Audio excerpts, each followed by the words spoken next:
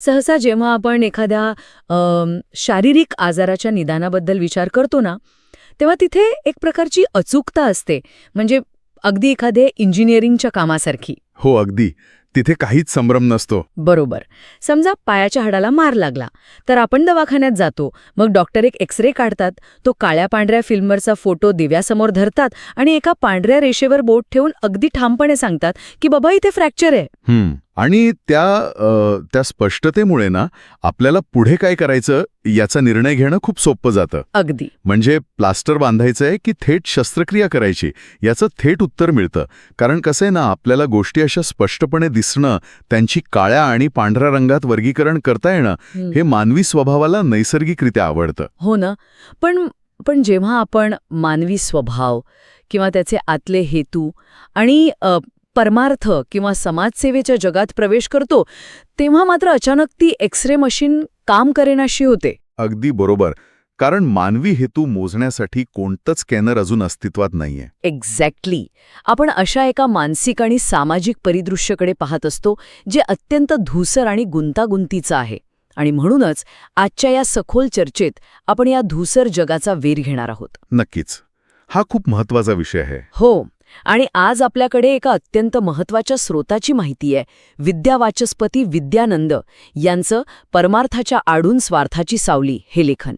तर आजच्या या माहितीच्या वेधाचा मुख्य उद्देश अतिशय स्पष्ट आहे. समाजात परमार्थ या अत्यंत आदरणीय शब्दाचा वापर करून काही लोक आपला वैयक्तिक स्वार्थ कसा साधतात, यामागचं मानसशास्त्र काय आहे हे आपण शोधणार आहोत. आणि सामान्य माणसाने हे मुखवटे कसे ओळखायचे हे सुद्धा पाहणार आहोत. कारण आजच्या काळात जिथे सोशल मीडिया आणि काय म्हणतात त्याला PR एजन्सीज यांच्या माध्यमातून स्वतःची प्रतिमा उजळवण्याचा एक मोठा उद्योगच उभा राहिलाय. बापरे. हो, तो तर एक वेगळाच व्यवसाय झालाय आता. यासारखं झालंय. ठीक आहे. आपण थोडं उलगडून पाहूया. आता आजच्या समाजात परमार्थ हा शब्द ऐकला की मनात आपोआप एक आदराची भावना निर्माण होते, बरोबर? हो, ती एक नैसर्गिक प्रतिक्रिया आहे आपली. पण मूळ माहितीत स्पष्ट केल्याप्रमाणे जिथे खऱ्या अर्थाने निस्वार्थ सेवा अपेक्षित असते, तिथेच काही लोक दिखावा आणि स्वतःची प्रसिद्धी मिळवण्यासाठी या संकल्पनेचा वापर करतात. हे समजण्यासाठी ना आपण आजच्या काळातलं एक रूपक पाहूया. अच्छा, कोणतं रूपक? सध्या इंटरनेटवर ते अनबॉक्सिंग व्हिडिओजची खूप क्रेज आहे बघा. हां, बरोबर. तर समजा एखाद्याने अत्यंत सुंदर, चकचकीत आणि आकर्षक वेष्टनात गुंडाळलेली एक मोठी भेटवस्तू दिली. बाहेरून पाहता ती खूप मौल्यवान वाटते. तिला अनेक पदर असतात. पण जेव्हा ती उघडली जाते तेव्हा आतून ती पूर्णपणे रिकामी निघते. बापरे. हो. तिथे केवळ तो बाह्य दिखावा असतो. आतून कोणतंच सत्व नसतं. परमार्थाचा मुखवटा घालून वावरणाऱ्या लोकांचं अगदी तसंच असतं. हे रूपक खूपच चपखल आहे. आणि या उदाहरणातली ती रिकामी जागा आहे ना, तेच त्या स्वार्थाचं मूळ आहे. म्हणजे मानसशास्त्रात एका संकल्पनेवर नेहमी चर्चा होते, ज्याला हॅलो इफेक्ट किंवा प्रभामंडळ प्रभाव म्हणतात. अच्छा, हॅलो इफेक्ट. हो. जेव्हा एखादी व्यक्ती गरिबांना ब्लँकेट्स वाटताना किंवा अन्नदान करताना दिसते, तेव्हा आपला मेंदू आपोआप एक शॉर्टकट घेतो. म्हणजे आपण लगेच त्यांना चांगलं ठरवतो. अगदी तेच. आपण गृहीत धरतो की जर ही व्यक्ती असं चांगलं काम करत आहे, तर ती व्यक्ती नैतिकदृष्ट्या, आर्थिकदृष्ट्या आणि सामाजिकदृष्ट्या सर्वच बाबतीत चांगली असली पाहिजे. हा तो प्रभामंडळ प्रभाव. आणि मग स्वार्थी लोक याच मानवी मानसिकतेचा गैरफायदा घेतात, बरोबर? नक्कीच. स्वतःच्या इतर चुका, भ्रष्टाचार किंवा केवळ स्वतःचा अहंकार लपवण्यासाठी ते या परमार्थाच्या पडद्याचा एका ढालासारखा वापर करतात. आणि आपण सगळेच त्या इमेज बिल्डिंगच्या जाळ्यात अगदी सहज अडकतो. म्हणजे एखाद्या कॉर्पोरेट इव्हेंटची किंवा राजकीय नेत्याच्या वाढदिवसाची कल्पना करा. तिथे गरिबांना वाटल्या जाणाऱ्या साहित्यापेक्षा त्या कार्यक्रमाचे फोटो काढणाऱ्या कॅमेरामनवर आणि त्या स्टेजवर, मंडपावर जास्त खर्च केलेला असतो. हे तर आपण रोजच पाहतो. यातूनच कृती आणि त्यामागचा हेतू यातील तफावत समोर येते. कारण जेव्हा कृती केवळ समाजाला दाखवण्यासाठी असते ना, तेव्हा ती सेवा राहत नाही. मग ती काय असते? ती एक प्रकारची गुंतवणूक असते, इन्व्हेस्टमेंट. त्यातून मिळणाऱ्या प्रसिद्धीचं रूपांतर नंतर पैशात, सत्तेत किंवा सामाजिक प्रतिष्ठेत केलं जातं. विद्यावाचस्पती विद्यानंद यांच्या लेखनातून याच वास्तवावर प्रकाश टाकला आहे की परमार्थाच्या नावाखाली जेव्हा स्वार्थ साधला जातो, तेव्हा तो समाजाच्या डोळ्यात घातलेली धूळ असते. हे सगळं ठीक आहे. पण इथे मला एक वेगळा विचार मांडावासा वाटतो. थोडा प्रतिवाद करूया. कारण हा मुद्दा मला पूर्णपणे पटलेला नाहीये. बरं, सांगा. समजा एखाद्या सोशल मीडिया इन्फ्लुएन्सरने केवळ स्वतःच्या व्हिडिओला लाखो व्ह्यूज मिळावेत म्हणून एखाद्या रस्त्यावरच्या निराधार व्यक्तीला 500 रुपयांचं जेवण दिलं. तो व्हिडिओ व्हायरल झाला. त्यातून त्या इन्फ्लुएन्सरने पैसेही कमवले.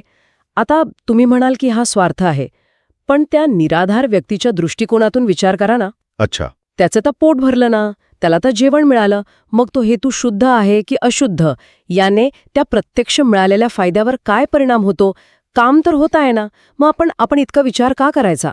हा प्रश्न खूप नैसर्गिक आहे आणि वरवर पाहता हा युक्तिवाद अगदी योग्य वाटतो की बाबा फायदा तर झाला. हो ना, शेवटी रिझल्ट महत्वाचा. पण इथे एक अतिशय कुतूहलजनक गोष्ट अशी आहे की आपण एका घटनेपुरता मर्यादित विचार करत आहोत.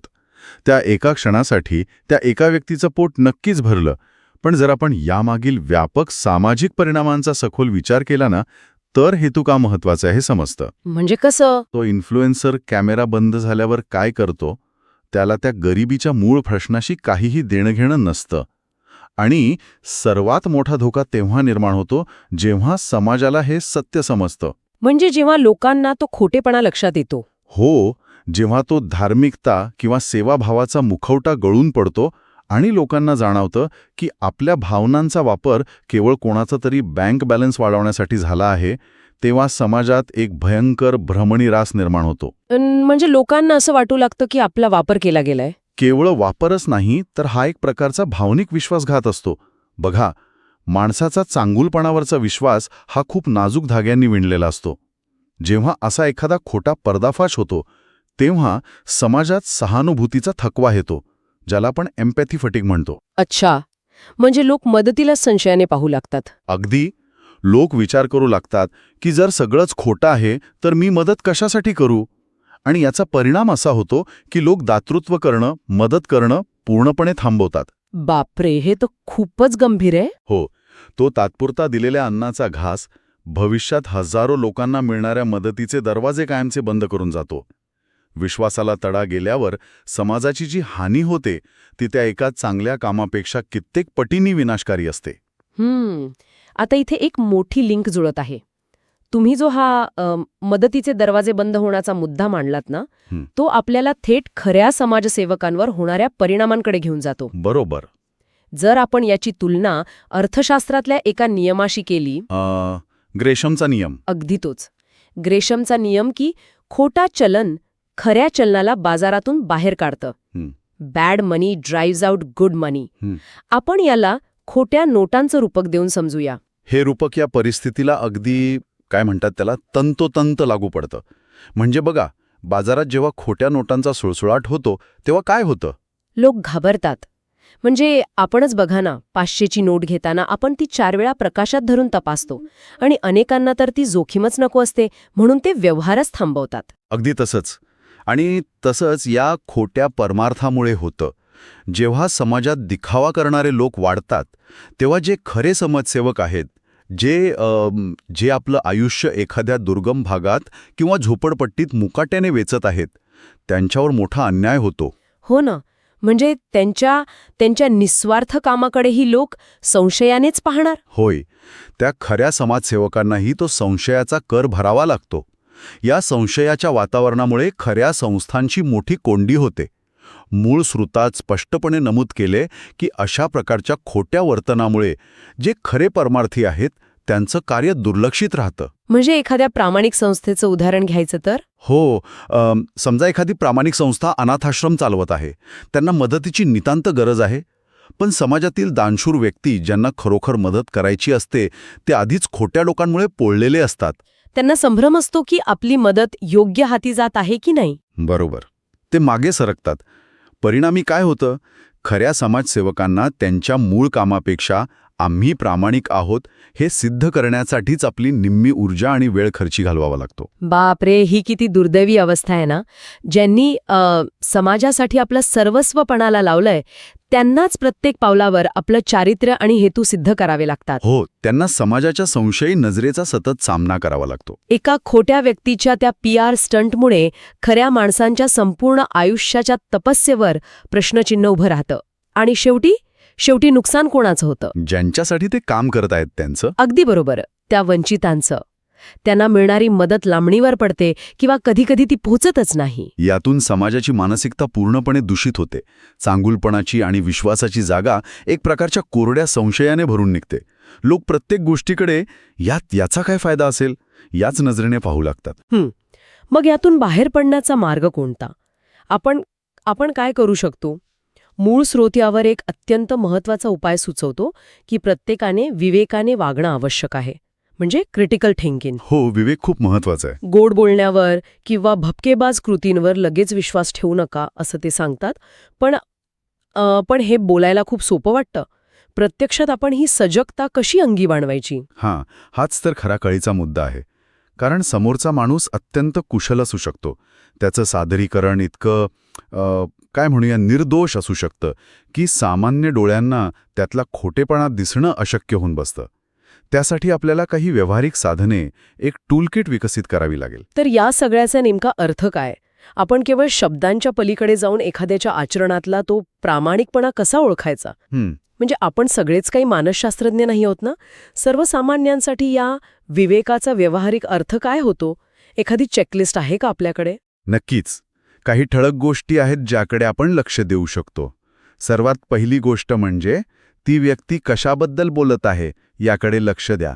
म्हणजे त्यांच्या शब्दांवर? हो. जो खोटा परमार्थी असतो ना, तो सतत स्वतःच्या हस्तक्षेपाबद्दल बोलतो. म्हणजे मी किती मदत केली, मी तिथे गेलो, मी हे वाटलं. त्याचा संपूर्ण फोकस स्वतःभोवती असतो. अच्छा, मीपणा जास्त असतो. अगदी. पण जो खरा समाजसेवक असतो तो त्या समस्येबद्दल बोलतो. तो सांगेल की या गावात पाणी का नाहीये किंवा या मुलांच्या शिक्षणात काय अडचणी आहेत. खऱ्या माणसाच्या संवादात मीपेक्षा प्रश्न मोठा असतो. बापरे, हा एक अतिशय उत्तम निकष आहे. म्हणजे खऱ्या परमार्थाला इव्हेंट मॅनेजमेंटची गरज नसते? अजिबात नाही.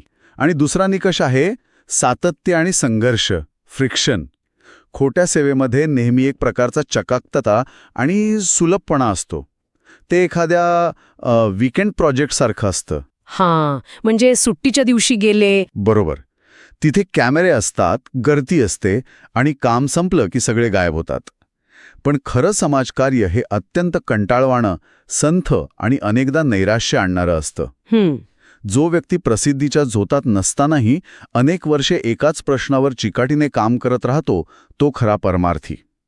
मूळ माहितीमध्ये अगदी स्पष्ट केलंय की जो स्वतःचा स्वार्थ बाजूला ठेवून कोणतीही पावती न मिळता इतरांसाठी झटतो, तोच खरा. बाकी सर्व केवळ नाटक असतं. खरंय. आपण अनेकदा एखाद्याच्या गोड बोलण्यावर इतके भुलून जातो की आपण त्याच्या प्रत्यक्ष कृतींचं मोजमाप करायचंच विसरून जातो. तो किती चांगला बोलतो यापेक्षा तो प्रत्यक्ष काय करतो आणि हे खूप महत्वाचं आहे, ते करताना त्याची जीवनशैली किंवा त्याचे स्वतःचे फायदे कसे बदलत आहेत यावर लक्ष ठेवलं पाहिजे. नक्कीच. हा खूप प्रॅक्टिकल पॉइंट आहे. आपण अनेकदा पाहतो ना, काही लोक समाजसेवेच्या नावाखाली येतात आणि काही वर्षांतच त्यांचं स्वतःचं साम्राज्य उभं राहतं. अशा वेळी आपण प्रश्न विचारायला शिकले पाहिजेत. शब्दांपेक्षा कृती नेहमीच जास्त बोलते, फक्त आपण ती ऐकायला शिकलं पाहिजे. आणि म्हणूनच समाजाची सामूहिक जबाबदारी इथे खूप मोठी आहे. केवळ कुणाकडे तरी बोट दाखवून मोकळं होणं पुरेसं नाही.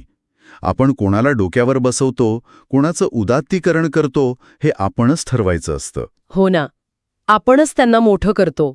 जेव्हा आपण कोणत्याही भपकेबाज आणि वरवरच्या कृतीला लाईक्स देतो, त्यांना प्रोत्साहन देतो, तेव्हा अप्रत्यक्षपणे आपणही त्या खोटेपणाला खतपाणी घालत असतो. सजगता ही केवळ इतरांचे मुखवटे फाडण्यासाठी नाहीये, तर आपण आपला पाठिंबा कोणाला देत आहोत हे तपासण्यासाठीही आवश्यक आहे. अगदी 100% खरंय. आजच्या या चर्चेतून एक गोष्ट अत्यंत स्पष्ट होते की समाजाने डोळस राहणं ही आता केवळ एक आदर्श संकल्पना राहिलेली नाही, तर ती काळाची अत्यंत तातडीची गरज बनली आहे. विद्यावाचस्पती विद्यानंदनच्या लेखनातलं मुख्य सूत्र हेच आहे की खोट्या आणि खऱ्यामधील हा फरक ओळखणं ही आपली जबाबदारी आहे.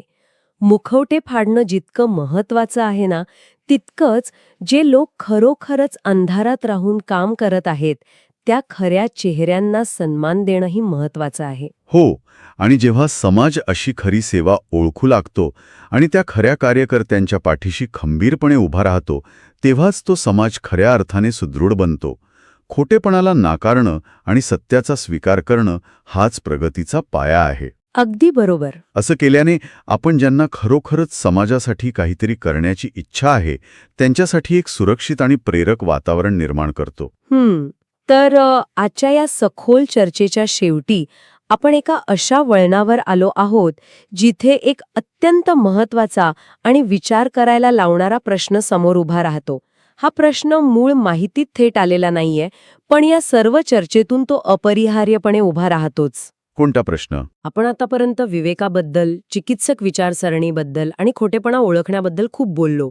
पण जर आपण प्रत्येक चांगल्या कामामागे काही छुपी स्वार्थाची भावना आहे का, हे शोधण्यासाठी सतत संशय घेऊ लागलो. म्हणजे ओव्हर थिंकिंग? हो, जर एखाद्याने रस्त्यावर पडलेल्या माणसाला मदत केली आणि आपण तिथेही विचार करू लागलो की याच्या मागे याचा काय स्वार्थ असेल, तर या खोटेपणा ओळखण्याच्या नादात आपण माणुसकीवरचा आपला उरला-सुरला निरागस विश्वासही गमावून बसू का? बापरे, हा खूपच खोल विचार आहे. हो ना.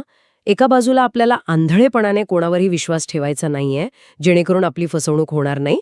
पण दुसऱ्या बाजूला प्रत्येक गोष्टीकडे संशयाच्या चष्म्यातून पाहण्याची सवय लागली तर आपण एक अत्यंत कोरडा आणि भावनाहीन समाज बनू का? हा समतोल खूपच कठीण आहे. हो, सुदृढ समाजासाठी संशय आणि निरोगी विश्वास या दोन टोकांच्या भावनांमध्ये आपण तो नाजूक समतोल कसा साधायचा? आपण आपले डोळे उघडे ठेवतानाच आपलं हृदय कसं खुलं ठेवायचं? हा नक्कीच प्रत्येकाने शांतपणे बसून स्वतःला विचारण्यासारखा मुद्दा आहे. अगदी सहमत. तर पुन्हा भेटूया अशाच एका नव्या आणि विचार करायला लावणाऱ्या माहितीच्या वेधात. तोपर्यंत पाहत रहा, विचार करत रहा आणि मुख्य म्हणजे तो समतोल शोधत रहा.